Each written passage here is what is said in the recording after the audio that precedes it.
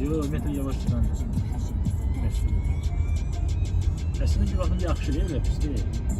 Bursa elə yerlərə baxır, qaz verməsin, maşın əziyyət çəkir. Mexanikada deyər, rahat gedir. Mən də avtomatdan dedim, mən qaz verməliyim ki, gücə düşməsin maşın. Bu gücə düşməməsin, özü çevirir, mexanik çevirir. Mən də gələ avtomatdan.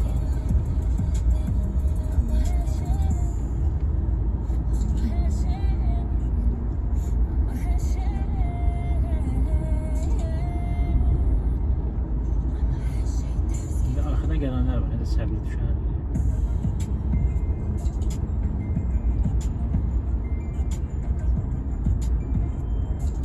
Əsl səyahət kimi sürürəm maşın. Maşın da səyahət maşındır.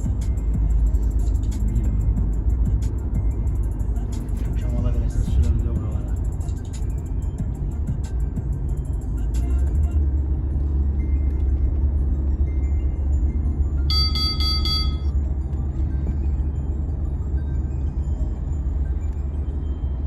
B'ye.